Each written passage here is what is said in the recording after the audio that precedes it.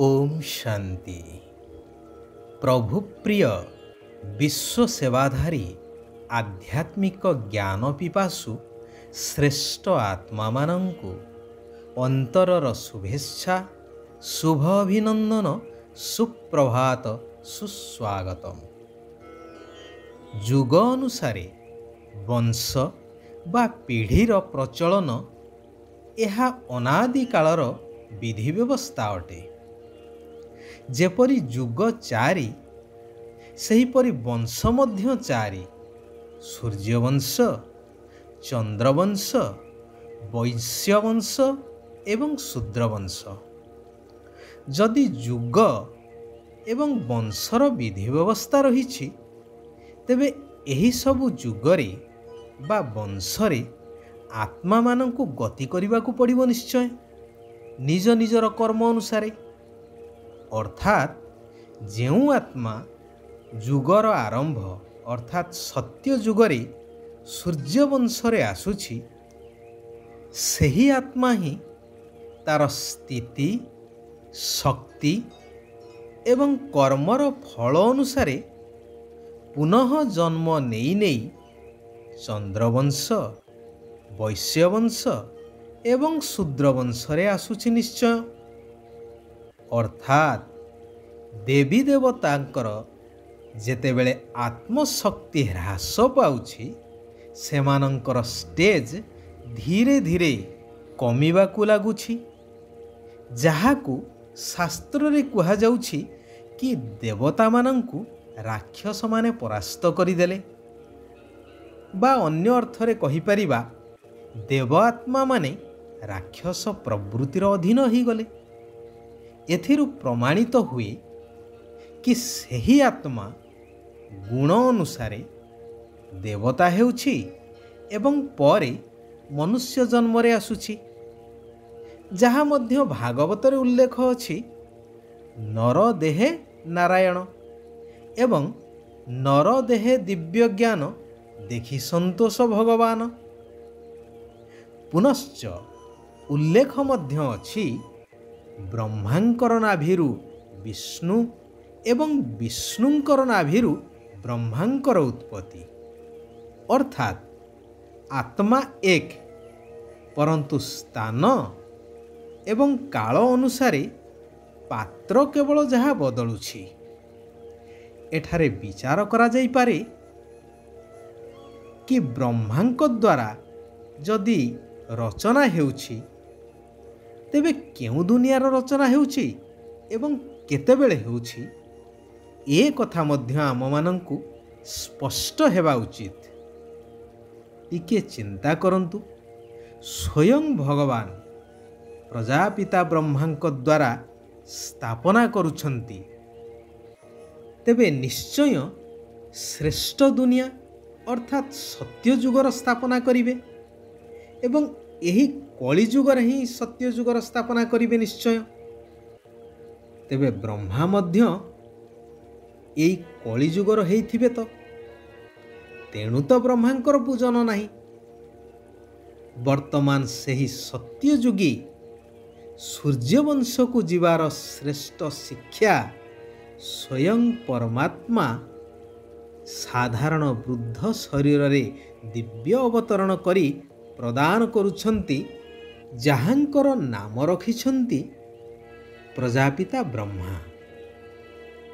सेथिपाई परमात्मा शिव बाबा कहउछंती मधुर आत्मिक संतान माने शरीर निर्वाह अर्थे कर्म कर, किंतु अति कम रे 8 घंटा निराकार शिव पितांकु स्मरण करि चाल, सारा विश्व को शांतिर दान दियो, निज समान श्रेष्ठ हेबार सेवा कर, निमित्त होई हातरे कर्म कर एवं बुद्धि को शिव बाबांको पाखरे लगाई रख निरंतर। तेबे सूर्यवंशी कूलरे निश्चय आसीजिव। जदि सूर्यवंशी कूलरे उच्च पद पाइबाकू चाहुछ ତେବେ ଶିବ ବାବାଙ୍କୁ ସ୍ମରଣ କରି ଚାଲ ଏବଂ ଅନ୍ୟମାନଙ୍କୁ ମଧ୍ୟ ସ୍ମରଣ କରାଇ ଚାଲ। ଯେତେ ଯେତେ ସ୍ୱଦର୍ଶନ ଚକ୍ରଧାରୀ ହେବ, ଅନ୍ୟମାନଙ୍କୁ କରାଇବ, ସେତେ ଉଚ୍ଚ ପଦ ପାଇପାରିବ। ସ୍ୱଦର୍ଶନ ଅର୍ଥାତ୍ ମୁଁ ନିଜେ ଆତ୍ମା ଭିନ୍ନ ଭିନ୍ନ ଯୁଗରେ ଭିନ୍ନ ଭିନ୍ନ ନାମ, ରୂପ, ଦେଶ, କାଳରେ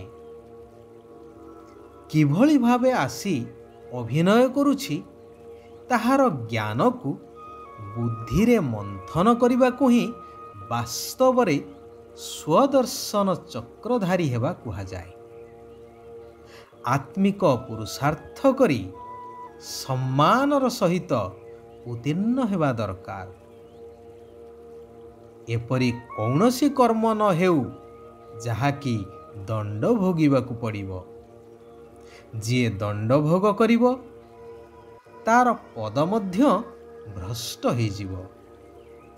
ଯେପରି ଦୁନିଆରେ ଜଣେ ଉଚ୍ଚପଦସ୍ଥ ଅଧିକାରୀ ସରକାରୀ ଅର୍ଥ ଆତ୍ମସାତ କରିଥିବା ଅଭିଯୋଗରେ ବା ଦୁର୍ନୀତି କରିଥିବା ଅଭିଯୋଗରେ ଦଣ୍ଡ ତ ଭୋଗ କରିଥାନ୍ତି ଏବଂ ନିଜର ପଦ ମଧ୍ୟ ହରାଇଥାନ୍ତି।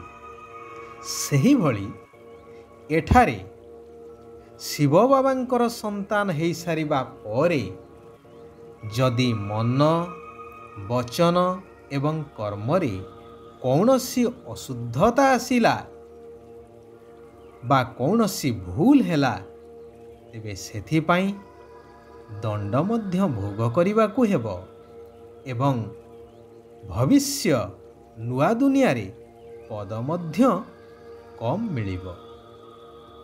ମନୁଷ୍ୟ ଗୀତ ମାଧ୍ୟମରେ ନିବେଦନ କରୁଛନ୍ତି कि इस पाप की दुनिया से ले चलो और कहीं जहाँ सुख और चैन हो।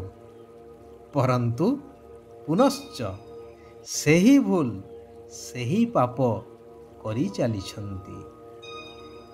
ଶିବ ବାବା କହୁଛନ୍ତି, ଏହି କଲ୍ୟାଣକାରୀ ପୁରୁଷୋତ୍ତମ ସଙ୍ଗମ ଯୁଗର ଶ୍ରେଷ୍ଠ ସମୟରେ ଶ୍ରେଷ୍ଠ ପିତାଙ୍କର ଶ୍ରେଷ୍ଠ ମତ ଦ୍ୱାରା ବାବାଙ୍କ ସମାନ ସର୍ବଗୁଣରେ ସମ୍ପୂର୍ଣ୍ଣ ହେବାକୁ ପଡ଼ିବ। ପରସ୍ପର ସହିତ ବହୁତ ସ୍ନେହରେ ରହିବା ଦରକାର, କାରଣ ଭବିଷ୍ୟ ନୂତନ ଦୁନିଆ ସ୍ନେହପୂର୍ଣ୍ଣ ଦୁନିଆ ହେବ। ସଂସ୍କାର ତ ସେହିଠାରେ ହିଁ ଜନ୍ମ ନେବ ନାହିଁ। ତେଣୁ ସେଠାକୁ ଯିବା ପାଇଁ ହେଲେ ଏବେଠାରୁ ସେହିଭଳି ସବୁ ସଂସ୍କାରକୁ ଧାରଣ କରିବାକୁ ହେବ। କେବେ କାହାକୁ ବି ମନ, ବଚନ, କର୍ମରେ ଦୁଃଖ ଦେବା ଅନୁଚିତ। ଚାଲିବା, ବୁଲିବା, କର୍ମ କରିବା ସମୟରେ ମଧ୍ୟ ନିରାକାର ପିତାଙ୍କୁ ମନେ ପକାଇବାର ଅଭ୍ୟାସ କରିବା ଆବଶ୍ୟକ, ଯଦ୍ୱାରା ଅନ୍ତିମ ମତି ଅନୁସାରେ ଗତି ପ୍ରାପ୍ତ ହୋଇପାରିବ। ଅର୍ଥାତ୍ ଅନ୍ତମତି ସ୍ୱଗତିକୁ ପ୍ରାପ୍ତ ହୋଇପାରିବ। ଯୋଗଯୁକ୍ତ ହୋଇ ସାରା ବିଶ୍ୱକୁ ଶାନ୍ତିର ଦାନ ଦେବାକୁ ହେବ। ବାବା କହୁଛନ୍ତି, ଜ୍ଞାନର ରହସ୍ୟ ଗୁଡ଼ିକୁ ଜାଣି ସର୍ବଦା ଅଚଳ ସ୍ଥିତିରେ ରହୁଥିବା ନିଶ୍ଚୟ ବୁଦ୍ଧି ବିଘ୍ନ ବିନାଶକ ହୁଅ। ଏହାଦ୍ୱାରା ବଡ଼ରୁ ବଡ଼ ବିଘ୍ନ ମଧ୍ୟ ଖେଳ ଭଳି ଅନୁଭବ ହେବ, ଯଦ୍ୱାରା ସବୁଥିରେ ବିଜୟ ହିଁ ବିଜୟ ପ୍ରାପ୍ତ ହୋଇପାରିବ। ମୁଁ ଅନେକ ଥର ବିଜୟୀ ହୋଇଛି, ଏହିଭଳି ନିଶ୍ଚୟ ବୁଦ୍ଧି ହେବା ଦରକାର। ଯଦି ଦୃଢ଼ତାର ଶକ୍ତି ସାଥିରେ ଥିବ, ତେବେ ସଫଳତା ଗଳାର ହାର ହୋଇଯିବ। ଆଚ୍ଛା, ଆଜି ପାଇଁ ଏଇଠାରେ ଆମେମାନେ ବିରାମ ନେବା। ଆସନ୍ତାକାଲି ପୁନଶ୍ଚ ସେହି କଲ୍ୟାଣକାରୀ ପିତାଙ୍କର ଆଉ କିଛି କଲ୍ୟାଣକାରୀ ମହାବାକ୍ୟକୁ ଆଲୋଚନା କରିବା। ନିଜର ଜୀବନକୁ ପରିବର୍ତ୍ତନ କରିବା ସହିତ ସାରା ପୁରୁଣା ଦୁନିଆକୁ ନୂତନ ଦୁନିଆରେ ପରିବର୍ତ୍ତନ କରିବାର କାର୍ଯ୍ୟରେ ନିଜକୁ ସାମିଲ କରିବା। ଓମ୍ ଶାନ୍ତି। ଓମ୍ ଶାନ୍ତି। ଓମ୍ ଶାନ୍ତି।